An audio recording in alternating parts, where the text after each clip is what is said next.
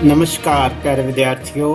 Class 8वीं विषा इतिहास पाठ 11 भाग चौथा प्रशासनिक ਬਣਤਰ ਬਸਤੀਵਾਦੀ ਸੈਨਾ ਅਤੇ ਸਿਵਲ ਪ੍ਰਸ਼ਾਸਨ ਦਾ ਵਿਕਾਸ। ਪਿਆਰੇ ਵਿਦਿਆਰਥੀਓ, ਇਹ ਸਾਡੀ ਚੌਥੀ ਵੀਡੀਓ ਹੈ ਇਸ ਲੈਸਨ ਦੇ ਨਾਲ ਸੰਬੰਧਿਤ। ਇਸ ਤੋਂ ਪਹਿਲਾਂ ਅਸੀਂ ਇਸ ਲੈਸਨ ਨੂੰ ਬੜੀ ਡਿਟੇਲ ਦੇ ਨਾਲ 3 ਹਿੱਸਿਆਂ ਦੇ ਵਿੱਚ ਕਰ ਚੁੱਕੇ ਹਾਂ ਔਰ ਅੱਜ ਅਸੀਂ ਇਸ ਲੈਸਨ ਦੀ ਦੁਹਰਾਈ ਕਰਦੇ ਹੋਏ ਮੂਲ ਰੂਪ ਦੇ ਵਿੱਚ ਜੋ ਲੈਸਨ ਹੈ ਉਸ ਦੇ ਵਿੱਚ ਕਿਹੜੇ ਇੰਪੋਰਟੈਂਟ ਤੱਥ ਨੇ ਉਹਨਾਂ ਨੂੰ ਅਸੀਂ ਦੇਖਾਂਗੇ। ਤੋ ਕਿਤਾਬ ਦੇ ਵਿੱਚੋਂ ਹੀ ਅਸੀਂ ਇਹਨਾਂ ਪੰਨਿਆਂ ਨੂੰ ਫਰੋਲਦੇ ਹੋਏ ਇੰਪੋਰਟੈਂਟ ਜੋ ਤੱਥ ਨੇ ਉਹਨਾਂ ਨੂੰ ਅੰਡਰਲਾਈਨ ਵੀ ਕਰਾਂਗੇ। ਤੋ ਪ੍ਰਸ਼ਾਸਨਿਕ ਬਣਤਰ ਬਸਤੀਵਾਦੀ ਸੈਨਾ ਅਤੇ ਸਿਵਲ ਪ੍ਰਸ਼ਾਸਨ ਦਾ ਵਿਕਾਸ, ਇਹ ਜਿਹੜਾ ਲੈਸਨ ਹੈ ਤੁਹਾਨੂੰ ਯਾਦ ਹੋਵੇਗਾ ਕਿ ਅਸੀਂ ਪਹਿਲੀਆਂ ਵੀਡੀਓ ਦੇ ਵਿੱਚ ਵੀ ਇਹ ਕਲਿੱਪ ਦੇਖੀ ਹੈ ਔਰ ਪ੍ਰਸ਼ਾਸਨਿਕ ਬਣਤਰ ਦੇ ਅਧੀਨ ਸਾਰੇ ਲੈਸਨ ਨੂੰ ਅਸੀਂ 2 ਹਿੱਸਿਆਂ ਦੇ ਵਿੱਚ ਵੰਡਿਆ ਸੀ। ਪਹਿਲੇ ਹਿੱਸੇ ਦੇ ਵਿੱਚ ਅਸੀਂ ਇੱਥੇ ਸੰਵਿਧਾਨਿਕ ਪਰਿਵਰਤਨ ਜੋ ਆ ਰਹੇ ਹਨ ਇਹਦੇ ਅਧੀਨ 4 ਐਕਟ ਇਹਨਾਂ ਬਾਰੇ ਪੜ੍ਹਿਆ ਸੀ ਔਰ ਦੂਸਰੇ ਹਿੱਸੇ ਵਿੱਚ ਪ੍ਰਸ਼ਾਸਨਿਕ ਸੰਗਠਨ ਦੇ ਅਧੀਨ ਸਿਵਲ ਸਰਵਿਸਿਜ਼ ਬਾਰੇ ਪੜ੍ਹਿਆ ਔਰ ਤੀਸਰੇ ਹਿੱਸੇ ਦੇ ਵਿੱਚ ਅਸੀਂ ਸੈਨਾ, ਪੁਲਿਸ ਔਰ ਨਿਆਂ ਵਿਵਸਥਾ ਬਾਰੇ ਪੜ੍ਹਿਆ ਸੀ। ਔਰ ਅੱਜ ਅਸੀਂ ਇਸ ਸਮੁੱਚੇ ਲੈਸਨ ਦੇ ਬਾਰੇ ਜੋ ਹੈ ਵਿਚਾਰ ਚਰਚਾ ਕਰਾਂਗੇ ਔਰ ਇਸ ਕਿਤਾਬ ਦੇ ਪੰਨਿਆਂ ਨੂੰ ਅਸੀਂ ਫਰੋਲਣ ਦੀ ਕੋਸ਼ਿਸ਼ ਕਰਾਂਗੇ। ਇਸ ਤੋਂ ਪਹਿਲਾਂ ਕਿ ਅਸੀਂ ਅੱਗੇ ਚੱਲੀਏ, ਇੱਕ ਛੋਟਾ ਜਿਹਾ ਮਾਈਂਡ ਮੈਪ ਜੋ ਹੈ ਇਹ ਅਸੀਂ ਤਿਆਰ ਕੀਤਾ ਹੈ। ਇੱਕ ਐਕਟ ਨੂੰ ਦਰਸਾਉਂਦਾ ਹੋਇਆ ਇਹ ਮਾਈਂਡ ਮੈਪ ਹੈ ਜਿਸ ਦੇ ਵਿੱਚ ਸੰਵਿਧਾਨਿਕ ਪਰਿਵਰਤਨ ਲਿਖਿਆ ਹੈ ਔਰ ਇਸ 'ਤੇ ਜਿਹੜੇ ਥ੍ਰੈਡ ਬਣਦੇ ਨੇ, ਕਿਉਂਕਿ 4 ਸਾਡੇ ਕੋਲ ਇਹ ਐਕਟ ਨੇ ਇਸ ਕਿਤਾਬ ਦੇ ਵਿੱਚ ਜਿਹੜੇ ਸਾਨੂੰ ਚਰਚਾ ਕਰਨ ਦੇ ਦੌਰਾਨ ਆਉਣਗੇ ਔਰ ਇਹ ਚਾਰੋਂ ਐਕਟ ਜਿਹੜੇ ਨੇ, ਇਹ ਚਾਰੋਂ ਥ੍ਰੈਡ ਜਿਹੜੇ ਨੇ ਇਸ ਤਰ੍ਹਾਂ ਅਸੀਂ ਬਣਾ ਕੇ ਇਹਨਾਂ ਨੂੰ ਯਾਦ ਕਰ ਸਕਦੇ ਹਾਂ। ਤੋ ਪਿਆਰੇ ਬੱਚਿਓ, ਇਸੇ ਤਰ੍ਹਾਂ ਸਾਹਮਣੇ ਇੱਕ ਜਿਹੜਾ ਲੈਸਨ ਦਾ ਦੂਸਰਾ ਹਿੱਸਾ ਹੈ ਪ੍ਰਸ਼ਾਸਨਿਕ ਸੰਗਠਨ ਦੇ ਅਧੀਨ, ਇਹਦੇ ਵੀ 4 ਪੁਆਇੰਟ ਜਿਹੜੇ ਨੇ ਦਿੱਤੇ ਹੋਏ ਨੇ ਔਰ ਆਸ ਹੈ ਕਿ ਤੁਸੀਂ ਇਸੇ ਤਰ੍ਹਾਂ ਇੱਕ ਮਾਈਂਡ ਮੈਪ ਜਿਹੜਾ ਤੁਸੀਂ ਪ੍ਰਸ਼ਾਸਨਿਕ ਸੰਗਠਨ ਦਾ ਵੀ ਬਣਾ ਸਕਦੇ ਹੋ ਇਹ 4 ਥ੍ਰੈਡ ਜਿਹੜੇ ਨੇ ਲਗਾ ਕੇ। ਤੋ ਇਸ ਦੀ ਸਹਾਇਤਾ ਨਾਲ ਆਸ ਹੈ ਤੁਸੀਂ ਕੋਸ਼ਿਸ਼ ਕਰੋਗੇ ਇੱਕ ਹੋਰ ਮਾਈਂਡ ਮੈਪ ਬਣਾਉਣ ਦੀ ਔਰ ਇਸ ਦੇ ਨਾਲ ਤੁਹਾਨੂੰ ਇਹ ਪਾਠ ਜਿਹੜਾ ਹੈ ਬੜੇ ਆਸਾਨੀ ਦੇ ਨਾਲ ਪੁਆਇੰਟ ਜਿਹੜੇ ਨੇ ਯਾਦ ਹੋ ਜਾਣਗੇ। ਆਓ ਅਸੀਂ ਇਸ ਲੈਸਨ ਦੇ ਨਕਸ਼ੇ ਦੇ ਬਾਰੇ ਦੇਖਦੇ ਹਾਂ। ਇਸ ਲੈਸਨ ਦੇ ਵਿੱਚ ਜਦੋਂ ਆਪਾਂ ਗੱਲ ਕਰ ਰਹੇ ਹਾਂ ਤਾਂ ਅੰਗਰੇਜ਼ਾਂ ਦੇ ਅਧੀਨ ਜਿਹੜੀਆਂ ਬਸਤੀਆਂ ਸੀ, ਬੰਗਾਲ ਦਾ ਪੂਰਾ ਖੇਤਰ ਔਰ ਮਦਰਾਸ ਜਾਂ ਚੇਨਈ ਜਿਹਨੂੰ ਅਸੀਂ ਕਹਿੰਦੇ ਹਾਂ ਉਹਦਾ ਪੂਰਾ ਖੇਤਰ ਔਰ ਦੂਸਰੀ ਸਾਈਡ 'ਤੇ ਆਪਾਂ ਜੋ ਇਹ ਪਾਸੇ ਨਕਸ਼ਾ ਦੇਖ ਰਹੇ ਹਾਂ ਇਹ ਬੱਚਿਓ ਉਹ ਨਕਸ਼ਾ ਹੈ ਜਿਹੜਾ ਕਿ 1805 ਈਸਵੀ ਦਾ ਇਹ ਨਕਸ਼ਾ ਹੈ ਜੋ ਕਿ ਅਸੀਂ ਇਹ ਦੇਖ ਰਹੇ ਹਾਂ। ਇਹਦੇ ਵਿੱਚ ਅਸੀਂ ਦੇਖਦੇ ਹਾਂ ਕਿ ਅੰਗਰੇਜ਼ਾਂ ਨੇ ਬਹੁਤ ਸਾਰਾ ਹਿੱਸਾ ਜਿਹੜਾ ਆਪਣੇ ਅਧੀਨ ਕਰ ਲਿਆ। ਇਹ ਬ੍ਰਿਟਿਸ਼ ਟੈਰੀਟਰੀਜ਼ ਯਾਨੀ ਕਿ ਰੈੱਡ ਕਲਰ ਦਾ ਹੈ ਔਰ ਜਿਹੜੇ ਸਾਨੂੰ ਹਲਕਾ ਨਜ਼ਰ ਆ ਰਿਹਾ ਹੈ ਪਿੰਕ ਕਲਰ, ਇਹ ਬ੍ਰਿਟਿਸ਼ ਪ੍ਰੋਟੈਕਟੋਰੇਟ ਸਟੇਟਸ ਜਿਹੜੀਆਂ ਨੇ ਉਹ ਨੇ, ਇਹ ਉਹ ਸਟੇਟਸ ਨੇ ਜਿਨ੍ਹਾਂ ਨੇ ਅੰਗਰੇਜ਼ੀ ਰਾਜ ਦਾ ਸੰਰਖਣ ਲਿਆ ਸੀਗਾ। ਆਓ ਅਸੀਂ ਅੱਗੇ ਇਸ ਲੈਸਨ ਦੀ ਸ਼ੁਰੂਆਤ ਕਰਦੇ ਹਾਂ। ਜਦੋਂ ਅਸੀਂ ਬੱਚੇ ਕਿਤਾਬ ਖੋਲੋਗੇ ਤਾਂ ਇਹ ਲੈਸਨ ਤੁਹਾਡਾ ਜਿਹੜਾ ਹੈ ਇਹਦਾ ਹੈਡਿੰਗ ਦਿਖਾਈ ਦੇਵੇਗਾ ਔਰ ਪਹਿਲਾ ਜਿਹੜਾ ਪੇਜ ਹੈ ਉਹ ਇਸ ਤਰ੍ਹਾਂ ਆਉਂਦਾ ਹੈ ਔਰ ਇਸ ਦੇ ਅੰਦਰ ਅਸੀਂ ਸਿਰਫ ਮਹੱਤਵਪੂਰਨ ਜਿਹੜੇ ਪੁਆਇੰਟਸ ਆਉਂਦੇ ਨੇ ਉਹਨਾਂ ਦੀ ਗੱਲ ਕਰਾਂਗੇ।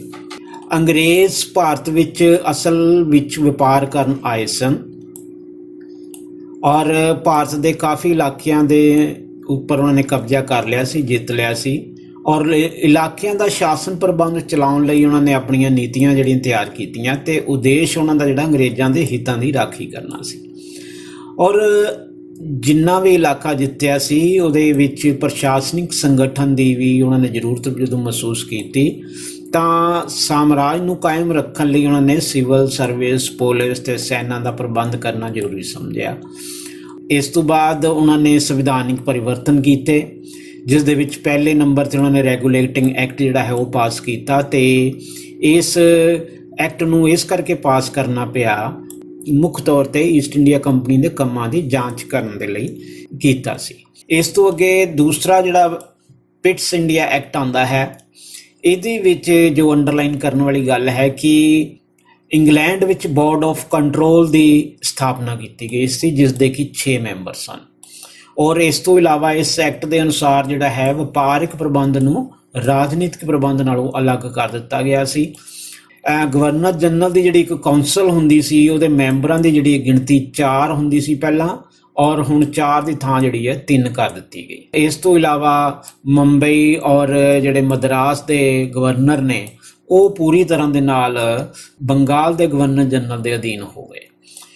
ਔਰ ਤੀਸਰਾ ਐਕਟ ਹੈ ਜਿਹਨੂੰ ਅਸੀਂ ਚਾਰਟਰ ਐਕਟ 1833 ਵੀ ਆਖਦੇ ਹਾਂ। ਇਸ ਐਕਟ ਦੇ ਦੁਆਰਾ ਵਪਾਰ ਦਾ ਸਾਰਾ ਕੰਮ ਕੰਪਨੀ ਨੂੰ ਛੱਡਣ ਦੇ ਵਾਸਤੇ ਕਿਹਾ ਗਿਆ ਸੀਗਾ। ਇਹਦੇ ਨਾਲ ਜਿਹੜੀ ਇਹਦੇ ਵਿੱਚ ਹੋਰ ਯਾਦ ਰੱਖਣ ਵਾਲੀ ਗੱਲ ਇਹ ਹੈ ਕਿ ਬੰਗਾਲ ਦਾ ਜਿਹੜਾ ਗਵਰਨਰ ਸੀ ਉਸੇ ਨੂੰ ਸਾਰੇ ਭਾਰਤ ਦਾ ਜਿਹੜਾ ਗਵਰਨਰ ਜਨਰਲ ਕਿਹਾ ਜਾਣ ਲੱਗਿਆ। ਚੌਥੇ ਐਕਟ ਦੇ ਵਿੱਚ ਅਸੀਂ ਦੇਖਦੇ ਹਾਂ ਚਾਰਟਰ ਐਕਟ ਜਿਹੜਾ 1853 ਦੇ ਵਿੱਚ ਪਾਸ ਹੋਇਆ। ਇਹਦੇ ਵਿੱਚ ਯਾਦ ਰੱਖਣ ਵਾਲੀ ਉਹ ਹੈ ਕਿ ਕਾਰਜਪਾਲਿਕਾ ਤੋਂ ਅਲੱਗ ਵਿਧਾਨ ਪਾਲਿਕਾ ਦੀ ਸਥਾਪਨਾ ਕੀਤੀ ਗਈ, ਜਿਸ ਦੇ ਕਿ ਕੁੱਲ 12 ਮੈਂਬਰ ਸਨ ਇਸ ਵਿਧਾਨ ਸਭਾ ਦੀ। ਇਸ ਤੋਂ ਇਲਾਵਾ ਹੋਰ ਗੱਲ ਯਾਦ ਰੱਖਣ ਵਾਲੀ ਹੈ ਕਿ ਕੇਂਦਰੀ ਸਰਕਾਰ ਦੀ, ਯਾਨੀ ਕਿ ਬ੍ਰਿਟਿਸ਼ ਸਰਕਾਰ ਦੀ ਕੰਪਨੀ ਦੇ ਕੰਮਾਂ ਦੇ ਵਿੱਚ ਦਖਲ ਅੰਦਾਜ਼ੀ ਜਿਹੜੀ ਹੈ ਉਹ ਵੱਧ ਗਈ ਸੀ, ਅਤੇ ਉਹ ਕਦੀ ਵੀ ਕੰਪਨੀ ਤੋਂ ਭਾਰਤ ਦਾ ਸ਼ਾਸਨ ਜਿਹੜੇ ਆਪਣੇ ਹੱਥਾਂ ਵਿੱਚ ਲੈ ਸਕਦੀ ਸੀ। ਇਸ ਤੋਂ ਅਗਲਾ ਜਿਹੜਾ ਪੁਆਇੰਟ ਆਉਂਦਾ ਹੈ ਪ੍ਰਸ਼ਾਸਨਿਕ ਸੰਗਠਨ, ਜਿਹਦੇ ਵਿੱਚ ਅਸੀਂ 4 ਮੇਨ ਹੈਡਿੰਗਸ ਨੇ ਔਰ 4 ਸੰਸਥਾਵਾਂ ਜਿਹੜੀਆਂ ਨੇ ਉਹ ਜਿਨ੍ਹਾਂ ਦੁਆਰਾ ਰਾਜ ਚਲਾਇਆ ਜਾਂਦਾ ਸੀ। ਸਭ ਤੋਂ ਪਹਿਲਾਂ ਸਿਵਲ ਸਰਵਿਸਿਜ਼ ਹੈ। ਇਹਦੇ ਵਿੱਚ ਯਾਦ ਰੱਖਣ ਵਾਲੀਆਂ ਗੱਲਾਂ ਇਹ ਨੇ ਕਿ ਸਿਵਲ ਸਰਵਿਸ ਦਾ ਜਿਹੜਾ ਮੋਢੀ ਸੀ ਉਹ ਲਾਰਡ ਕਾਰਨਵਾਲਿਸ ਹੈ, ਔਰ ਇਹਦੇ ਵਿੱਚ ਰਿਸ਼ਵਤਖੋਰੀ ਨੂੰ ਖਤਮ ਕਰਨ ਲਈ ਉਹਨਾਂ ਅਧਿਕਾਰੀਆਂ ਦੀਆਂ ਤਨਖਾਹਾਂ ਦੇ ਵਿੱਚ ਵਾਧਾ ਕਰ ਦਿੱਤਾ ਸੀ। ਉੱਚੇ ਅਹੁਦੇ ਜਿਹੜੇ ਨੇ ਉਹ ਸਿਰਫ ਯੂਰਪੀਅਨਾਂ ਨੂੰ ਹੀ ਦਿੱਤੇ ਜਾਂਦੇ ਸਨ। 1806 ਦੇ ਵਿੱਚ ਲਾਰਡ ਵਿਲੀਅਮ ਬੈਂਟਿੰਗ ਨੇ ਹੈਲੀਬਰੀ ਕਾਲਜ ਇੰਗਲੈਂਡ ਦੇ ਵਿੱਚ ਖੋਲ੍ਹਿਆ ਸੀ, ਜਿਹਦੇ ਵਿੱਚ ਟ੍ਰੇਨਿੰਗ ਦਿੱਤੀ ਜਾਂਦੀ ਸੀ ਜਿਹੜੇ ਕਿ ICS ਪਾਸ ਕਰਕੇ ਤੇ ਇੰਡੀਆ ਦੇ ਵਿੱਚ ਆਉਂਦੇ ਸੀ, ਔਰ ਇਹਦੇ ਵਿੱਚ ਸਿਖਲਾਈ ਦਿੱਤੀ ਜਾਂਦੀ ਸੀ। ਤਾਂ ਇਹ ਲਾਰਡ ਕਾਰਨਵਾਲਿਸ ਦੀ ਤਸਵੀਰ ਹੈ ਸਾਨੂੰ ਸਾਹਮਣੇ ਨਜ਼ਰ ਆ ਰਹੀ ਪਿਆਰੇ ਬੱਚਿਓ।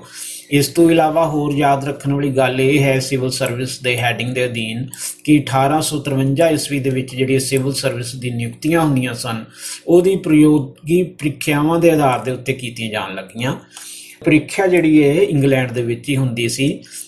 ਇਸ ਪ੍ਰੀਖਿਆ ਦਾ ਮਾਧਿਅਮ ਜਿਹੜਾ ਹੈ ਉਹ ਅੰਗਰੇਜ਼ੀ ਸੀ, ਔਰ ਜਿਹਦੇ ਵਿੱਚ ਬੈਠਣ ਦੇ ਵਾਸਤੇ ਜਿਹੜੀ ਉਮਰ ਹੈ ਉਹ 22 ਸਾਲ ਦੀ ਸੀ, ਔਰ ਬਾਅਦ ਵਿੱਚ 1864 ਵਿੱਚ 21 ਸਾਲ ਅਤੇ 1876 ਦੇ ਵਿੱਚ ਉਹ 19 ਸਾਲ ਕਰ ਦਿੱਤੀ ਗਈ। ਔਰ 1863 ਦੇ ਵਿੱਚ ਸਤਿੰਦਰ ਨਾਥ ਟੈਗੋਰ ਜੀ ਭਾਰਤ ਦੇ ਉਹ ਸਿਵਲ ਸਰਵਿਸ ਪ੍ਰੀਖਿਆ ਪਾਸ ਕਰਨ ਦੇ ਵਿੱਚ ਪਹਿਲੇ ਭਾਰਤੀ ਜਿਹੜੇ ਨੇ ਬਣੇ, ਜਿਨ੍ਹਾਂ ਨੇ ਕਿ ਸਿਵਲ ਸਰਵਿਸ ਦੀ ਪ੍ਰੀਖਿਆ ਵਿੱਚ ਸਫਲਤਾ ਪ੍ਰਾਪਤ ਕੀਤੀ ਸੀ। ਔਰ ਇਸ ਤੋਂ ਇਲਾਵਾ ਲਾਰਡ ਰਿਪਨ ਉਹਨਾਂ ਨੇ ਇਹ ਮੰਗ ਕੀਤੀ ਸੀ ਕਿ ਇਹ ਜਿਹੜੀ ਪ੍ਰੀਖਿਆ ਹੈ ਉਹ ਇੰਗਲੈਂਡ ਦੀ ਥਾਂ ਭਾਰਤ ਵਿੱਚ ਵੀ ਸਥਾਪਿਤ ਕੀਤੀ ਜਾਵੇ, ਪਰੰਤੂ ਸਰਕਾਰ ਨੇ ਉਸ ਸਮੇਂ ਇਹ ਮੰਗ ਨੂੰ ਨਹੀਂ ਮੰਨਿਆ। ਲਾਰਡ ਰਿਪਨ ਜੋ ਹੈ ਉਹਨਾਂ ਨੇ ਇੱਕ 15 ਮੈਂਬਰੀ ਪਬਲਿਕ ਸਰਵਿਸ ਕਮਿਸ਼ਨ ਨਿਯੁਕਤ ਕੀਤਾ ਸੀ, ਜਿਸ ਨੇ ਕਿ ਸਿਫਾਰਿਸ਼ ਕੀਤੀ ਕਿ ਸਿਵਲ ਸਰਵਿਸ ਨੂੰ 3 ਭਾਗਾਂ ਦੇ ਵਿੱਚ ਵੰਡਿਆ ਜਾਵੇ।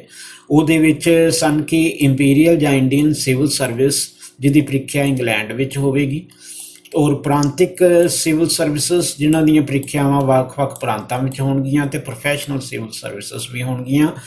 ਇਸ ਕਮਿਸ਼ਨ ਨੇ ਭਾਰਤੀਆਂ ਲਈ ਪ੍ਰੀਖਿਆ ਵਿੱਚ ਬੈਠਣ ਦੀ ਉਮਰ ਜਿਹੜੀ 19 ਸਾਲ ਕਰ ਦਿੱਤੀ ਸੀ। ਇਹ ਮੁੱਖ ਬਿੰਦੂ ਨੇ ਜਿਹੜੇ ਕਿ ਇਸ ਸਿਵਲ ਸਰਵਿਸ ਦੇ ਹੈਡਿੰਗ ਦੇ ਅੰਦਰ ਯਾਦ ਰੱਖਣ ਵਾਲੇ ਨੇ। ਇਸ ਤੋਂ ਇਲਾਵਾ 2-3 ਗੱਲਾਂ ਹੋਰ ਜਿਹੜੀਆਂ ਰਹਿ ਗਈਆਂ ਨੇ ਉਹ ਇਹ ਨੇ 1918 ਦੇ ਵਿੱਚ ਮੌਂਟੈਗਿਊ ਚੈਮਸਫੋਰਡ ਰਿਪੋਰਟ ਆਈ ਸੀ, ਜਿਹਦੇ ਵਿੱਚ ਇਹ ਸਿਫਾਰਿਸ਼ ਕੀਤੀ ਗਈ ਸੀ ਕਿ 33% ਭਾਰਤੀਆਂ ਨੂੰ ਇਹਦੇ ਵਿੱਚ ਨਿਯੁਕਤ ਕੀਤਾ ਜਾਵੇ ਸਰਵਿਸਿਜ਼ ਦੇ ਵਿੱਚ, ਔਰ ਇਸ ਰਿਪੋਰਟ ਨੂੰ 1919 ਦੇ ਵਿੱਚ ਲਾਗੂ ਕਰ ਦਿੱਤਾ ਗਿਆ। ਔਰ ਬਾਅਦ ਵਿੱਚ 1923 ਈਸਵੀ ਦੇ ਵਿੱਚ ਲੀ ਕਮਿਸ਼ਨ ਨੇ ਕੇਂਦਰੀ ਲੋਕ ਸੇਵਾ ਕਮਿਸ਼ਨ ਤੇ ਪ੍ਰਾਂਤਾਂ ਵਿੱਚ ਵੀ ਅਜਿਹੇ ਕਮਿਸ਼ਨ ਸਥਾਪਿਤ ਕਰਨ ਦੀ ਸਿਫਾਰਿਸ਼ ਕੀਤੀ ਸੀ। ਔਰ 1926 ਈਸਵੀ ਦੇ ਵਿੱਚ ਕੇਂਦਰੀ ਲੋਕ ਸੇਵਾ ਕਮਿਸ਼ਨ ਤੇ 1935 ਦੇ ਵਿੱਚ ਸੰਘੀ ਲੋਕ ਸੇਵਾ ਕਮਿਸ਼ਨ ਜਿਹੜੇ ਨੇ ਉਹ ਸਥਾਪਿਤ ਕੀਤੇ ਗਏ। ਇਸ ਤੋਂ ਇਲਾਵਾ ਅੱਗੇ ਆਪਾਂ ਚੱਲੀਏ ਤਾਂ ਪੁਆਇੰਟ ਜਿਹੜਾ ਹੈ ਨੈਕਸਟ ਆਉਂਦਾ ਹੈ ਸੈਨਾ ਦੇ ਵਿੱਚੋਂ ਜਿਹੜੇ ਬੱਚੇ ਇੰਪੋਰਟੈਂਟ ਪੁਆਇੰਟਸ ਯਾਦ ਰੱਖਣ ਵਾਲੇ ਨੇ ਉਹ ਇਹ ਨੇ ਕਿ ਭਾਰਤੀ ਸੈਨਿਕਾਂ ਨੂੰ ਅੰਗਰੇਜ਼ ਸੈਨਿਕਾਂ ਨਾਲੋਂ ਘੱਟ ਤਨਖਾਹਾਂ ਦਿੱਤੀਆਂ ਜਾਂਦੀਆਂ ਸਨ ਔਰ ਉਹਨਾਂ ਦੀ ਤਰੱਕੀ ਜਿਹੜੀ ਵੱਧ ਤੋਂ ਵੱਧ ਸੂਬੇਦਾਰ ਦੀ ਪਦਵੀ ਤੱਕ ਹੋ ਸਕਦੀ ਸੀ। 1858 ਦੇ ਵਿੱਚ ਭਾਰਤੀ ਸੈਨਾ ਸਰਵਿਸ ਵਿੱਚ ਮਹੱਤਵਪੂਰਨ ਜਿਹੜੀਆਂ ਤਬਦੀਲੀਆਂ ਕੀਤੀਆਂ ਗਈਆਂ ਕਿਉਂਕਿ 1857 ਦੇ ਵਿੱਚ ਵਿਦਰੋਹ ਹੋਇਆ ਸੀ ਔਰ ਉਸ ਵਿਦਰੋਹ ਤੋਂ ਬਾਅਦ 1858 ਦੇ ਵਿੱਚ ਭਾਰਤੀ ਸੈਨਾ ਦੇ ਜਿਹੜੀ ਸਰਵਿਸਿਸ ਨੇ ਉਹਨਾਂ ਦੇ ਵਿੱਚ ਬਹੁਤ ਸਾਰੀਆਂ ਤਬਦੀਲੀਆਂ ਕੀਤੀਆਂ ਗਈਆਂ ਔਰ ਤਬਦੀਲੀਆਂ ਦੇ ਵਿੱਚ ਜਿਹੜੀਆਂ ਯਾਦ ਰੱਖਣ ਵਾਲੀ ਗੱਲ ਹੈ ਕਿ ਅੰਗਰੇਜ਼ ਸੈਨਿਕਾਂ ਦੀ ਗਿਣਤੀ ਦੇ ਵਿੱਚ ਵਾਧਾ ਕੀਤਾ ਗਿਆ ਔਰ ਤੋਪਖਾਨਾ ਜਾਂ ਹੋਰ ਬਖਤਰਬੰਦ ਗੱਡੀਆਂ ਇੱਦਾਂ ਦੇ ਜਿਹੜੇ ਮਹੱਤਵਪੂਰਨ ਸੀਗੀਆਂ ਚੀਜ਼ਾਂ ਉਹ ਕੇਵਲ ਅੰਗਰੇਜ਼ਾਂ ਨੂੰ ਹੀ ਉੱਥੇ ਨਿਯੁਕਤ ਕੀਤਾ ਜਾਣ ਲੱਗਾ ਔਰ ਭਾਰਤੀ ਤੇ ਯੂਰਪੀਅਨ ਸੈਨਿਕਾਂ ਦੀ ਜਿਹੜੀ ਗਿਣਤੀ ਹੈ ਉਹ ਉਹਨਾਂ ਨੇ ਅਨੁਪਾਤ ਜਿਹੜਾ 2.1 ਦਾ ਕਰ ਦਿੱਤਾ ਸੀ ਔਰ ਧਰਮ ਤੇ ਜਾਤੀ ਦੇ ਆਧਾਰ ਤੇ ਸੈਨਿਕ ਟੁਕੜੀਆਂ ਜਿਹੜੀਆਂ ਨੇ ਉਹ ਸਥਾਪਿਤ ਕੀਤੀਆਂ ਗਈਆਂ ਔਰ ਇਹਦਾ ਕਾਰਨ ਮੁੱਖ ਇਹ ਸੀ ਕਿ ਸੈਨਿਕਾਂ ਦੇ ਵਿੱਚ ਏਕਤਾ ਉਤਪੰਨ ਨਾ ਹੋ ਸਕੇ ਤਾਂ ਜੋ ਵਿਦਰੋਹ ਦੀ ਸੰਭਾਵਨਾ ਜਿਹੜੀ ਉਹਨੂੰ ਘਟਾਇਆ ਜਾ ਸਕੇ। ਔਰ ਨੈਕਸਟ ਜਿਹੜਾ ਸਾਡਾ ਪੁਆਇੰਟ ਆਉਂਦਾ ਹੈ ਉਹ ਹੈ ਪੁਲਿਸ ਵਿਭਾਗ ਜਿਹੜਾ ਹੈ ਲਾਰਡ ਕਾਰਨਵਾਲਿਸ ਨੇ ਇਹ ਕਾਨੂੰਨ ਤੇ ਸ਼ਾਂਤੀ ਸਥਾਪਿਤ ਕਰਨ ਦੇ ਲਈ ਪੁਲਿਸ ਵਿਭਾਗ ਦੇ ਵਿੱਚ ਸੁਧਾਰ ਕੀਤੇ ਸਨ। ਉਹਨੇ ਜ਼ਿਲ੍ਹਿਆਂ ਦੀ ਦੇਖਭਾਲ ਲਈ ਅੰਗਰੇਜ਼ ਪੁਲਿਸ ਕਪਤਾਨ ਜਿਹੜੇ ਨਿਯੁਕਤ ਕੀਤੇ। ਸਾਰੇ ਜ਼ਿਲ੍ਹੇ ਨੇ ਉਹਨਾਂ ਨੂੰ ਅੱਗੋਂ ਥਾਣਿਆਂ ਦੇ ਵਿੱਚ ਵੰਡ ਦਿੱਤਾ ਸੀ ਔਰ ਇਹ ਗੱਲ ਯਾਦ ਜਿਹੜੀ ਹੋਰ ਰੱਖਣ ਵਾਲੀ ਹੈ ਕਿ ਹਰੇਕ ਥਾਣਾ ਜਿਹੜਾ ਇੱਕ ਦਰੋਗੇ ਦੇ ਅਧੀਨ ਹੁੰਦਾ ਸੀ ਤੇ ਦਰੋਗਿਆਂ ਦੀ ਕੰਮ ਦਾ ਜਿਹੜੀ ਦੇਖਭਾਲ ਸੀ ਉਹ ਪੁਲਿਸ ਕਪਤਾਨ ਕਰਦੇ ਸਨ ਜਿਹੜੇ ਕਿ ਸ਼ਹਿਰਾਂ ਦੇ ਵਿੱਚ ਸਨ। ਪਿੰਡਾਂ ਦੀ ਦੇਖਭਾਲ ਕਰਨ ਦੇ ਲਈ ਚੌਕੀਦਾਰ ਨਿਯੁਕਤ ਕੀਤੇ ਗਏ। ਤੋ ਇਹ ਗੱਲਾਂ ਇਹਦੇ ਵਿੱਚ ਯਾਦ ਰੱਖਣ ਵਾਲੀਆਂ ਨੇ ਔਰ ਲਾਸਟ ਵਿੱਚ ਇੱਕ ਬੇਟੇ ਸਾਹਮਣੇ ਜਿਹੜਾ ਦਿਖਾਈ ਦੇ ਰਿਹਾ ਹੈ ਇੱਕ ਖਾਨਾ ਇਹਦੇ ਵਿੱਚ ਲਿਖਿਆ ਹੋਇਆ ਕਿ ਕਾਰਨਵਾਲਿਸ ਨੇ ਪੁਲਿਸ ਵਿਭਾਗ ਦੇ ਵਿੱਚ ਸੁਧਾਰ ਕਿਉਂ ਕੀਤੇ। ਤੋ ਇੰਨਾ ਆਪਾਂ ਡਿਟੇਲ ਨਾਲ ਪਹਿਲਾਂ ਪੜ੍ਹ ਚੁੱਕੇ ਹਾਂ। ਆਸ ਹੈ ਕਿ ਤੁਹਾਨੂੰ ਹੁਣ ਤੱਕ ਇਹ ਪਤਾ ਲੱਗ ਚੁੱਕਾ ਹੋਏਗਾ ਕਿ ਉਹਨਾਂ ਨੇ ਪੁਲਿਸ ਦੇ ਵਿੱਚ ਸੁਧਾਰ ਜਿਹੜੇ ਨੇ ਕਿਉਂ ਕੀਤੇ ਸਨ। ਤੋ ਨੈਕਸਟ ਔਰ ਲਾਸਟ ਜਿਹੜਾ ਸਾਡਾ ਪੁਆਇੰਟ ਹੈ ਚੌਥਾ ਇਹ ਹੈ ਨਿਆਂ ਵਿਵਸਥਾ ਦੇ ਅਧੀਨ ਯਾਦ ਰੱਖਣ ਵਾਲੇ ਤੱਥ ਨੇ ਉਹ ਹੈਗੇ ਨੇ ਕਿ ਵਾਰਨ ਹੇਸਟਿੰਗ ਨੇ ਜ਼ਿਲ੍ਹਿਆਂ ਦੇ ਵਿੱਚ ਜਿਹੜੀ ਹੈ ਦੀਵਾਨੀ ਅਦਾਲਤ ਤੇ ਸਦਰ ਨਿਜ਼ਾਮਤ ਅਦਾਲਤਾਂ ਜਿਹੜੀਆਂ ਨੇ ਉਹਨਾਂ ਨੂੰ ਸਥਾਪਿਤ ਕੀਤਾ ਔਰ 1773 ਦੇ ਵਿੱਚ ਜਿਹੜਾ ਰੈਗੂਲੇਟਿੰਗ ਐਕਟ ਪਾਸ ਹੋਇਆ ਸੀ ਉਹਦੇ ਅਨੁਸਾਰ ਕਲਕੱਤੇ ਦੇ ਵਿੱਚ ਇੱਕ ਸਰਵਉੱਚ ਅਦਾਲਤ ਦੀ ਸਥਾਪਨਾ ਕੀਤੀ ਗਈ ਸੀਗੀ ਔਰ ਲਾਰਡ ਕਾਰਨਵਾਲਿਸ ਨੇ ਹੀ ਇੱਕ ਪੁਸਤਕ ਤਿਆਰ ਕੀਤੀ ਸੀ ਜਿਸ ਦਾ ਨਾਮ ਅਸੀਂ ਕਾਰਨਵਾਲਿਸ ਕੋਡ ਜਿਹੜਾ ਉਹਨੂੰ ਆਖਦੇ ਹਾਂ। ਲਾਰਡ ਵਿਲੀਅਮ ਬੈਂਟਿੰਗ ਨੇ 1832 ਦੇ ਵਿੱਚ ਬੰਗਾਲ ਵਿੱਚ ਨਿਆਂ ਪ੍ਰਥਾ ਦੀ ਸਥਾਪਨਾ ਕੀਤੀ ਸੀ। 1833 ਈਸਵੀ ਦਾ ਜਿਹੜਾ ਚਾਰਟਰ ਐਕਟ ਹੈ ਉਹਦੇ ਅਧੀਨ ਕਾਨੂੰਨਾਂ ਦਾ ਸੰਗ੍ਰਹਿ ਕਰਨ ਲਈ ਇੱਕ ਇੰਡੀਅਨ ਲਾਅ ਕਮਿਸ਼ਨ ਦੀ ਸਥਾਪਨਾ ਕੀਤੀ ਗਈ। ਇਹ ਵੀ ਬੜਾ ਇੰਪੋਰਟੈਂਟ ਪੁਆਇੰਟ ਹੈ। ਔਰ ਨੈਕਸਟ ਜਿਹੜੀ ਪੁਆਇੰਟ ਯਾਦ ਰੱਖਣ ਵਾਲਾ ਉਹ ਹੈ ਕਿ ਕਾਨੂੰਨ ਦਾ ਸ਼ਾਸਨ ਜਿਹੜਾ ਹੈ ਉਹਨਾਂ ਨੇ ਲਾਗੂ ਕੀਤਾ ਔਰ ਭਾਰਤੀ ਜੱਜਾਂ ਨੂੰ ਯੂਰਪੀਅਨ ਮੁਕੱਦਮਿਆਂ ਦਾ ਫੈਸਲਾ ਕਰਨ ਦਾ ਅਧਿਕਾਰ ਪ੍ਰਾਪਤ ਨਹੀਂ ਸੀ। ਇਹ ਵੀ ਬੜਾ ਮਹੱਤਵਪੂਰਨ ਪੁਆਇੰਟ ਹੈ ਔਰ ਇਹਦੇ ਵਿੱਚ ਇਹ ਗੱਲ ਆਉਂਦੀ ਹੈ ਕਿ 1833 ਦੇ ਵਿੱਚ ਲਾਰਡ ਰਿਪਨ ਇਹਦੇ ਉੱਤੇ ਕੁਐਸਚਨ ਇੱਕ ਬਣਦਾ ਲਾਰਡ ਰਿਪਨ ਦੀ ਸਰਕਾਰ ਨੇ ਇਲਬਰਟ ਬਿੱਲ ਦੇ ਰਾਹੀਂ ਇਹ ਇਲਬਰਟ ਬਿੱਲ ਯਾਦ ਰੱਖਣਾ ਹੈ ਲਾਰਡ ਰਿਪਨ ਦੇ ਨਾਲ ਰਿਲੇਟਡ ਹੈ ਔਰ ਉਹਨਾਂ ਨੇ ਇਸ ਇਲਬਰਟ ਬਿੱਲ ਰਾਹੀਂ ਭਾਰਤੀ ਜੱਜਾਂ ਨੂੰ ਇਹ ਅਧਿਕਾਰ ਦੇਣਾ ਚਾਹਿਆ ਸੀ ਲੇਕਿਨ ਉਹ ਸਫਲ ਨਹੀਂ ਹੋ ਸਕੇ। ਤੋ ਪਿਆਰੇ ਬੱਚਿਓ ਜਿਹੜਾ ਯਾਦ ਰੱਖਣ ਦੇ ਵਾਸਤੇ ਹੋਰ ਜਿਹੜੇ ਨੁਕਤੇ ਨੇ ਉਹਨਾਂ ਦੇ ਵਿੱਚ ਫਿਰ ਉਹੀ ਗੱਲ ਆਉਂਦੀ ਹੈ ਕਿ ਰੈਗੂਲੇਟਿੰਗ ਐਕਟ 73 ਔਰ ਪਿਟਸ ਇੰਡੀਆ ਐਕਟ ਜਿਹੜਾ 1784 ਦਾ ਹੈ। ਦੂਸਰੇ ਪੁਆਇੰਟ ਦੇ ਵਿੱਚ ਯਾਦ ਰੱਖਣ ਵਾਲੀਆਂ ਗੱਲਾਂ ਹੈਗੀਆਂ ਕਿ ਲਾਰਡ ਕਾਰਨਵਾਲਿਸ ਨੂੰ ਭਾਰਤ ਦੇ ਵਿੱਚ ਸਿਵਲ ਸਰਵਿਸ ਤੇ ਪੁਲਿਸ ਪ੍ਰਬੰਧ ਦਾ ਜਿਹੜਾ ਹੈ ਮੋਢੀ ਮੰਨਿਆ ਜਾਂਦਾ ਹੈ ਔਰ ਲਾਰਡ ਕਾਰਨਵਾਲਿਸ ਨੇ ਕਾਰਨਵਾਲਿਸ ਕੋਡ ਨਾਮ ਦੀ ਜਿਹੜੀ ਹੈ ਪੁਸਤਕ ਤਿਆਰ ਕੀਤੀ ਸੀ ਔਰ 1774 ਦੇ ਵਿੱਚ ਕਲਕੱਤੇ ਵਿੱਚ ਸਰਵਉੱਚ ਅਦਾਲਤ ਦੀ ਸਥਾਪਨਾ ਕੀਤੀ ਗਈ ਸੀ। ਰੈਗੂਲੇਟਿੰਗ ਐਕਟ ਜਿਹੜਾ ਹੈ ਪਿਆਰੇ ਬੱਚੇ ਉਹ 1773 ਦੇ ਵਿੱਚ ਆਇਆ ਸੀ ਲੇਕਿਨ ਜਿਹੜੀ ਇਹ ਕਲਕੱਤੇ ਦੇ ਵਿੱਚ ਸਰਵਉੱਚ ਅਦਾਲਤ ਜਿਹੜੀ ਹੈ ਇਹ 1774 ਦੇ ਵਿੱਚ ਸਥਾਪਿਤ ਕੀਤੀ ਗਈ ਸੀ। ਇਹ ਮੁੱਖ ਬਿੰਦੂ ਸਨ ਜਿਹੜੇ ਕਿ ਇਸ ਲੈਸਨ ਦੇ ਵਿੱਚ ਅਸੀਂ ਦੇਖੇ ਨੇ। ਆਓ ਹੁਣ ਇਸੇ ਕਿਤਾਬ ਦਾ ਅਭਿਆਸ ਹੈ ਉਹਨਾਂ ਨੂੰ ਅਸੀਂ ਦੇਖੀਏ, ਉਹਦੇ ਕੁਐਸਚਨ ਜਿਹੜੇ ਦੇਖਦੇ ਹਾਂ ਬੱਚੇ। ਇੱਥੇ ਕੁਐਸਚਨ ਨੰਬਰ 2 ਔਰ 7 ਜਿਹੜਾ ਹੈ ਇਸ ਨੂੰ ਰੈੱਡ ਦੇ ਨਾਲ ਕੀਤਾ ਹੋਇਆ ਹੈ। ਇਹ ਇਸ ਕਰਕੇ ਕੀਤਾ ਹੈ ਕਿ ਕਿਉਂਕਿ ਕੁਐਸਚਨ ਨੇ ਇਹ ਸਾਡੇ ਸਿਲੇਬਸ ਦੇ ਵਿੱਚੋਂ ਕੱਟੇ ਹੋਏ ਹਨ। ਤਾਂ ਸਭ ਤੋਂ ਪਹਿਲਾ ਜਿਹੜਾ ਪੁਆਇੰਟ ਹੈ ਉਹ ਹੈ ਕਿ ਈਸਟ ਇੰਡੀਆ ਕੰਪਨੀ ਦੇ ਕੰਮਾਂ ਦੇ ਜਾਂਚ ਕਰਨ ਲਈ ਕਦੋਂ ਤੇ ਕਿਹੜਾ ਐਕਟ ਪਾਸ ਕੀਤਾ ਗਿਆ। ਤਾਂ ਇਹ ਅਸੀਂ ਹੁਣੇ ਹੀ ਪੜ੍ਹ ਕੇ ਆਏ ਹਾਂ, ਸਟਾਰਟਿੰਗ ਜਦੋਂ ਆਪਾਂ ਕੀਤੀ ਸੀ ਤੇ ਇਸ ਦੇ ਨਾਲ ਹੀ ਕੀਤੀ ਸੀ। ਤਾਂ ਬਿਲਕੁਲ ਸਹੀ ਹੈ, 1773 ਈਸਵੀ ਦਾ ਰੈਗੂਲੇਟਿੰਗ ਐਕਟ ਹੈ। ਅੱਗੇ ਹੈ ਭਾਰਤ ਵਿੱਚ ਸਿਵਲ ਸਰਵਿਸ ਦਾ ਮੋਢੀ ਕੌਣ ਸੀ। ਮੈਨੂੰ ਲੱਗਦਾ ਹੈ ਕਿ ਇਹ ਜਦੋਂ ਦਾ ਆਪਾਂ ਸ਼ੁਰੂ ਕੀਤਾ ਹੈ ਇਹ ਤਾਂ ਹੁਣ ਤੁਹਾਨੂੰ ਯਾਦ ਹੋ ਚੁੱਕਾ ਹੋਣਾ ਹੈ, ਇਹ ਲਾਰਡ ਕਾਰਨਵਾਲਿਸ ਸੀ। ਕਦੋਂ ਤੇ ਕਿਹੜਾ ਪਹਿਲਾ ਭਾਰਤੀ ਸਿਵਲ ਸਰਵਿਸ ਦੀ ਪ੍ਰੀਖਿਆ ਦੇ ਵਿੱਚ ਪਾਸ ਕਰ ਸਕਿਆ ਸੀ। ਤੋ ਇਹ ਵੀ ਯਾਦ ਰੱਖਣਾ ਹੈ ਕਿ ਟੈਗੋਰ ਉਹਨਾਂ ਦੇ ਨਾਮ ਦੇ ਪਿੱਛੇ ਲੱਗਦਾ ਹੈ, ਲੇਕਿਨ ਉਹ ਰਵਿੰਦਰਨਾਥ ਟੈਗੋਰ ਨਹੀਂ ਹੈਗੇ, ਉਹ ਸਤਿੰਦਰਨਾਥ ਟੈਗੋਰ ਨੇ। ਤੋ ਇਹ ਨਾਮ ਜਿਹੜਾ ਹੈ ਸਤਿੰਦਰ ਕਰਕੇ ਯਾਦ ਰੱਖਣਾ ਹੈ। ਇਸ ਤੋਂ ਬਾਅਦ ਸੈਨਾ ਵਿੱਚ ਭਾਰਤੀ ਸੈਨਿਕਾਂ ਨੂੰ ਦਿੱਤੀ ਜਾਣ ਵਾਲੀ ਸਭ ਤੋਂ ਵੱਡੀ ਪਦਵੀ, ਇਹ ਵੀ ਬੜਾ ਮਹੱਤਵਪੂਰਨ ਪ੍ਰਸ਼ਨ ਹੈ। ਸਭ ਤੋਂ ਵੱਡੀ ਪਦਵੀ ਜਿਹੜੀ ਉਹਨਾਂ ਨੂੰ ਦਿੱਤੀ ਜਾਂਦੀ ਸੀ ਉਹ ਕਿਹੜੀ ਸੀਗੀ? ਸੂਬੇਦਾਰ ਦੀ। ਤਾਂ ਸੂਬੇਦਾਰ ਦੀ ਪਦਵੀ ਜਿਹੜੀ ਹੈ ਸੈਨਿਕਾਂ ਨੂੰ ਸਭ ਤੋਂ ਵੱਡੀ ਜਿਹੜੀ ਹੈ ਦਿੱਤੀ ਜਾਂਦੀ ਸੀ।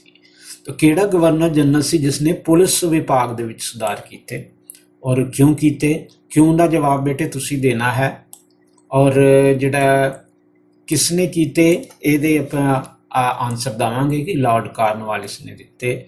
ਔਰ ਇਸ ਤੋਂ ਬਾਅਦ ਕੁਐਸਚਨ ਨੰਬਰ 8 ਤੋਂ ਲੈ ਕੇ 11 ਤੱਕ ਜਿਹੜੇ ਨੇ ਇਹ ਬੇਟੇ ਕੁਐਸਚਨ ਤੁਸੀਂ ਆਪ ਕਰੋਗੇ ਕਿ ਰੈਗੂਲੇਟਿੰਗ ਐਕਟ ਤੋਂ ਕੀ ਭਾਵ ਹੈ, ਕਿਉਂਕਿ ਇਸ ਦੇ ਵਿੱਚ 1-2 ਸ਼ਬਦ ਤੋਂ ਜਿਹੜਾ ਹੈ ਜ਼ਿਆਦਾ ਲਿਖਣਾ ਪੈਣਾ ਹੈ। ਕੋਈ ਔਖੇ ਜਿਹੜੇ ਹੈ ਸਵਾਲ ਨਹੀਂ ਹੈ, ਕਾਫੀ ਵਾਰੀ ਇਹਨਾਂ ਨੂੰ ਡਿਸਕਸ ਕਰ ਚੁੱਕੇ ਹਾਂ।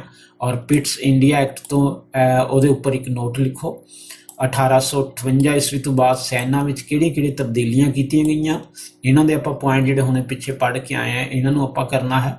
ਔਰ ਨਿਆਂ ਵਿਵਸਥਾ ਦੇ ਨਾਲ ਰਿਲੇਟਡ ਜਿੰਨੇ ਪੁਆਇੰਟ ਨੇ ਉਹਨਾਂ ਨੂੰ ਅਸੀਂ ਨੋਟ ਕਰਨਾ ਹੈ, ਇਹਦੇ ਉੱਤੇ ਨੋਟ ਲਿਖਣਾ ਹੈ। ਤੋ ਨੈਕਸਟ ਹੈ ਖਾਲੀ ਥਾਵਾਂ ਭਰੋ।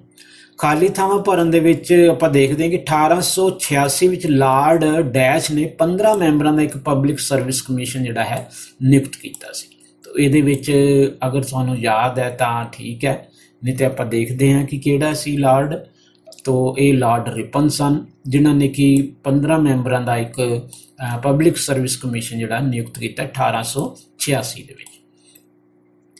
ਇਸ ਤੋਂ ਬਾਅਦ ਦੂਸਰਾ ਜਿਹੜਾ ਖਾਲੀ ਥਾਂ ਹੈ ਭਾਰਤੀ ਤੇ ਯੂਰਪੀਅਨਾਂ ਦੀ ਗਿਣਤੀ ਦੇ ਵਿੱਚ ਵਾਧਾ ਕਰਕੇ 2:1 ਦਾ ਅਨੁਪਾਤ ਡੈਸ਼ ਦੇ ਵਿਦਰੋਹ ਤੋਂ ਪਿੱਛੋਂ ਕੀਤਾ ਗਿਆ।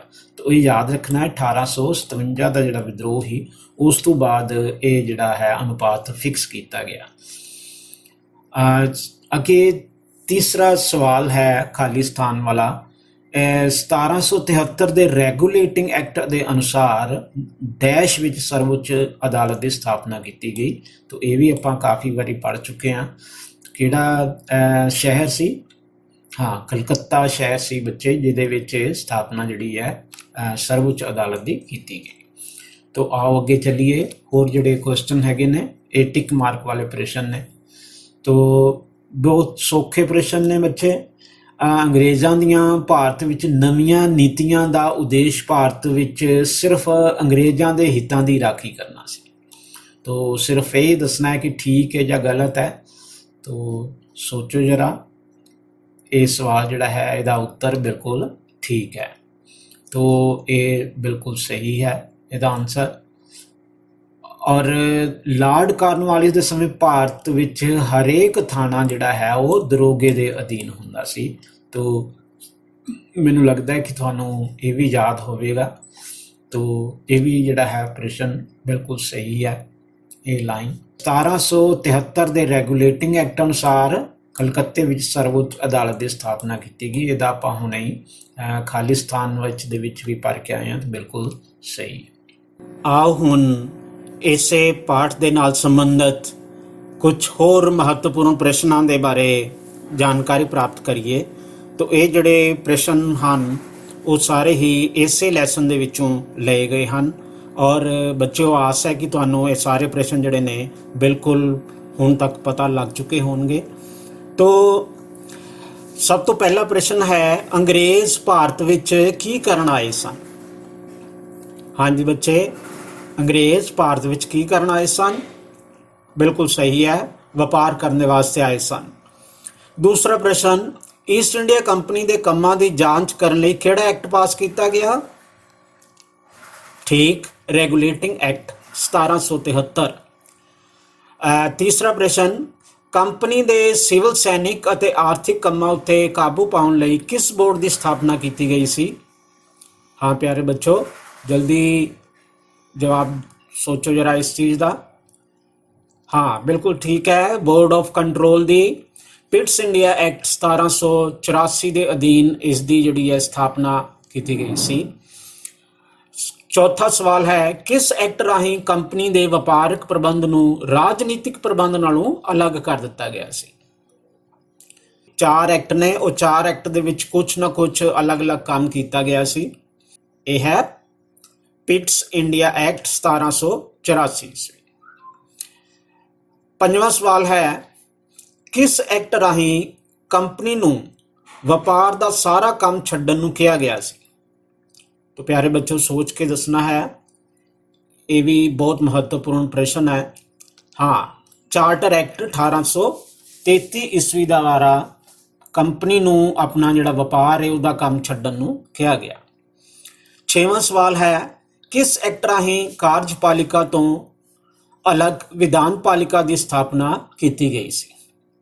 तो प्यारे बच्चे ये सारे एक्ट के अधीन सवाल पूछे जा रहे हैं, तो सोचो जरा किहड़ा एक्ट है? हाँ बिल्कुल सही है, चार्टर एक्ट 1853।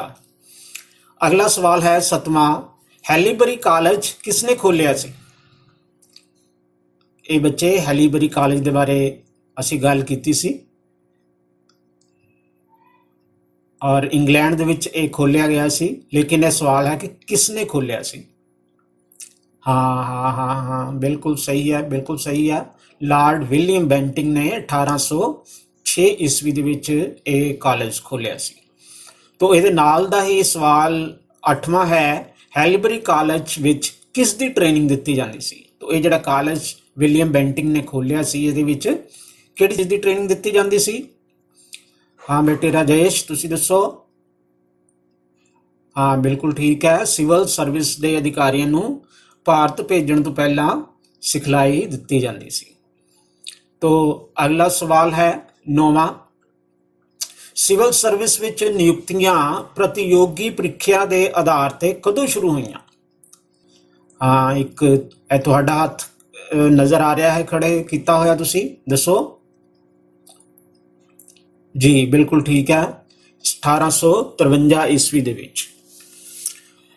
ਅਗਲਾ ਸਵਾਲ ਹੈ 10ਵਾਂ, सिविल सर्विसेज की प्रतियोगी ਪ੍ਰੀਖਿਆ का माध्यम ਕਿਹੜੀ भाषा से? बिल्कुल सही है, ये बहुत ही सौखा सवाल से अंग्रेजी भाषा सी।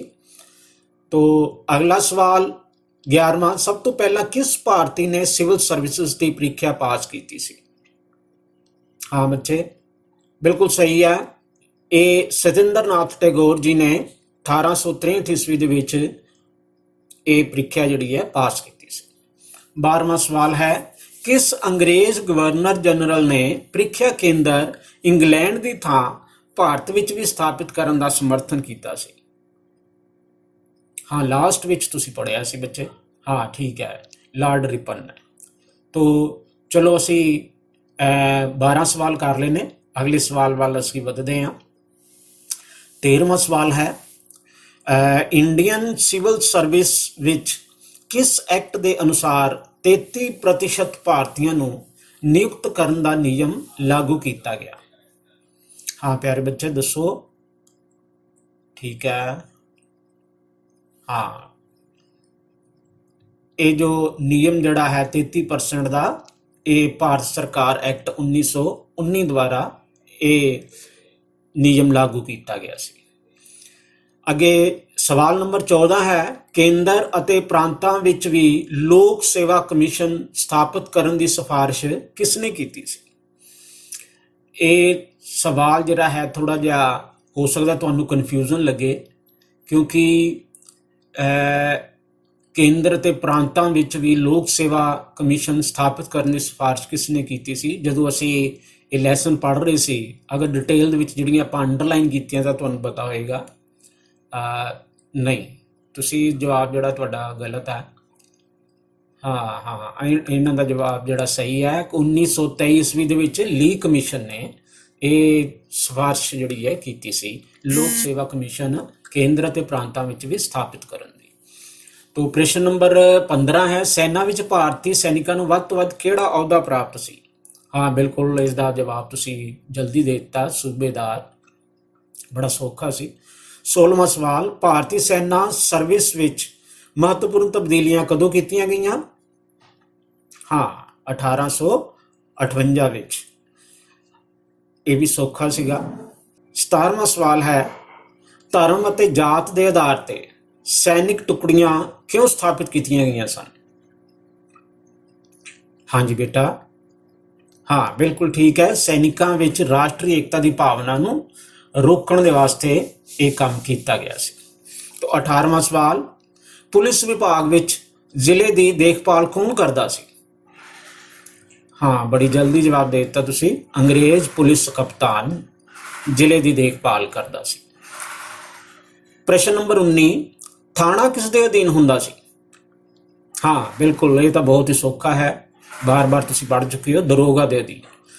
ਤੋ ਅਗਲਾ ਸਵਾਲ ਇਹਦੇ ਨਾਲ ਜੁੜਿਆ ਹੋਇਆ ਹੈ, 20ਵਾਂ, ਦਰੋਗਿਆਂ ਦੇ ਕੰਮ ਦੀ ਦੇਖਭਾਲ ਕੌਣ ਕਰਦਾ ਸੀ?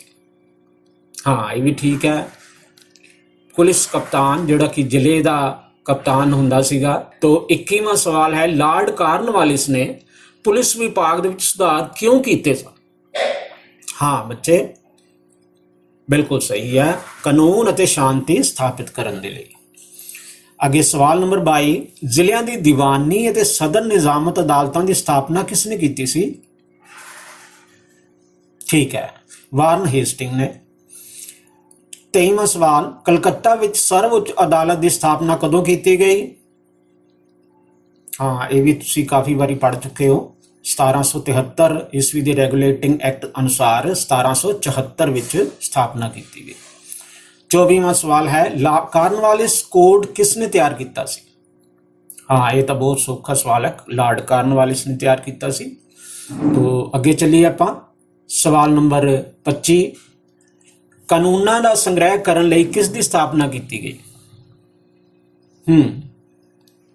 ਹਾਂਜੀ ਠੀਕ ਹੈ, ਇੰਡੀਅਨ ਲਾਅ ਕਮਿਸ਼ਨ ਦੀ। ਤੋ ਇਹ ਜਿਹੜਾ ਹੈ ਇੰਡੀਅਨ ਲਾਅ ਕਮਿਸ਼ਨ ਹੈ, ਇੰਡੀਅਨ ਲਾਅ ਕਮਿਸ਼ਨ ਦੀ ਸਥਾਪਨਾ ਕੀਤੀ ਗਈ ਸੀ ਕਾਨੂੰਨਾਂ ਦਾ ਸੰਗ੍ਰਹਿ ਕਰਨ ਲਈ। 26ਵਾਂ ਸਵਾਲ ਹੈ, ਕਾਨੂੰਨ ਦਾ ਸ਼ਾਸਨ ਦਾ ਕੀ ਅਰਥ ਹੈ? ਠੀਕ ਹੈ, ਭੇਦਭਾਵ ਤੋਂ ਬਿਨਾਂ ਸਾਰਿਆਂ ਨੂੰ ਬਰਾਬਰ ਦਾ ਨਿਆਂ ਦੇਣਾ, ਇਹਦਾ ਮਤਲਬ ਹੈ ਕਾਨੂੰਨ ਦਾ ਸ਼ਾਸਨ। ਤੋ ਅਗਲਾ 27ਵਾਂ ਸਵਾਲ ਹੈ, ਇਲਬਰਟ ਬਿੱਲ ਦਾ ਸੰਬੰਧ ਕਿਸ ਅਧਿਕਾਰ ਨਾਲ ਸੀ? ਹਾਂ ਬੱਚੇ ਠੀਕ ਹੈ, ਭਾਰਤੀ ਜੱਜਾਂ ਨੂੰ ਯੂਰਪੀਅਨਾਂ ਦੇ ਮੁਕੱਦਮਿਆਂ ਦਾ ਫੈਸਲਾ ਕਰਨ ਦੇ ਅਧਿਕਾਰ ਦੇ ਨਾਲ ਸੀ। 28ਵਾਂ ਔਰ ਲਾਸਟ ਸਵਾਲ ਹੈ ਸਾਡਾ, ਇਲਬਰਟ ਬਿੱਲ ਦਾ ਸੰਬੰਧ ਕਿਸ ਗਵਰਨਰ ਜਨਰਲ ਨਾਲ ਸੀ? ਇਹ ਲਾਸਟ ਆਪਣੇ ਲੈਸਨ ਦੇ ਵਿੱਚ ਵੀ ਲਾਸਟ ਸਵਾਲ ਆਉਂਦਾ ਸੀ ਔਰ ਬਿਲਕੁਲ ਸਹੀ ਹੈ, ਲਾਰਡ ਰਿਪਨ ਦੇ ਨਾਲ। ਤਾਂ ਪਿਆਰੇ ਬੱਚਿਓ, ਆਸ ਹੈ ਤੁਹਾਨੂੰ ਇਹ ਸਾਰਾ ਪਾਠ ਜੋ ਹੈ ਬੜੀ ਬਰੀਕੀ ਦੇ ਨਾਲ ਅਸੀਂ ਇਹਦਾ ਤਿਆਰੀ ਕੀਤੀ ਹੈ ਔਰ ਤਿੰਨੋਂ ਵੀਡੀਓਜ਼ ਪਹਿਲਾਂ ਦੇਖੀਆਂ ਹਨ ਤੁਸੀਂ, ਔਰ ਉਸ ਤੋਂ ਬਾਅਦ ਇਹ ਚੌਥੀ ਵੀਡੀਓ ਹੈ। ਪਹਿਲੋਂ ਤਿੰਨੋਂ ਵੀਡੀਓਜ਼ ਦੇ ਵਿੱਚ ਦੇਖਣ ਤੋਂ ਬਾਅਦ ਇਹ ਤੁਸੀਂ ਚੌਥੀ ਵੀਡੀਓ ਜੋ ਦੇਖੀ ਹੈ, ਇਹਦੇ ਵਿੱਚ ਅਸੀਂ ਮਹੱਤਵਪੂਰਨ ਸਵਾਲਾਂ ਨੂੰ ਇਕੱਠਿਆਂ ਕੀਤਾ ਹੈ ਔਰ ਇਹ ਸਾਰੇ ਸਵਾਲ ਜੋ ਹਨ ਇਹ ਤੁਸੀਂ ਚੰਗੀ ਤਰ੍ਹਾਂ ਯਾਦ ਕਰ ਲੈਣੇ ਹਨ। ਇਹ ਪੂਰੇ ਲੈਸਨ ਦੀ ਦੁਹਰਾਈ ਜਿਹੜੀ ਅਸੀਂ ਤੁਹਾਡੀ ਆਪਣੀ ਜਿਹੜੀ ਕਿਤਾਬ ਹੈ 8ਵੀਂ ਦੀ, ਉਹਦੇ ਵਿੱਚੋਂ ਹੀ ਪੂਰਾ ਲੈਸਨ ਜਿਹੜਾ ਕੀਤਾ ਹੈ ਔਰ ਇਸ ਵੀਡੀਓ ਨੂੰ ਤੁਸੀਂ ਦੇਖ ਕੇ 2-3 ਵਾਰੀ ਦੇਖ ਕੇ ਔਰ ਇਹਦੇ ਵਿੱਚ ਜਿਹੜੇ ਮਹੱਤਵਪੂਰਨ ਪੁਆਇੰਟ ਆਉਂਦੇ ਨੇ ਜਿਨ੍ਹਾਂ ਨੂੰ ਅਸੀਂ ਅੰਡਰਲਾਈਨ ਕੀਤਾ ਹੈ, ਤੁਸੀਂ ਆਪਣੀ ਕਿਤਾਬ ਲੈ ਕੇ ਇਸੇ ਤਰ੍ਹਾਂ ਹੀ ਉਹਨਾਂ ਪੁਆਇੰਟਸ ਨੂੰ ਅੰਡਰਲਾਈਨ ਕਰਨਾ ਹੈ ਔਰ ਉਹਦੇ ਉੱਤੇ ਕੁਐਸਚਨ ਆਪਣੇ ਆਪ ਬਣਾਉਣ ਦੀ ਕੋਸ਼ਿਸ਼ ਕਰਨੀ ਹੈ ਔਰ ਇੱਕ ਦੂਸਰੇ ਨੂੰ ਪੁੱਛਣੇ ਨੇ ਕਿ ਇਹਦਾ ਉੱਤਰ ਜਿਹੜਾ ਹੈ ਕੀ ਹੋ ਸਕਦਾ ਹੈ। ਤੋਂ ਬਹੁਤ ਬਹੁਤ ਧੰਨਵਾਦ।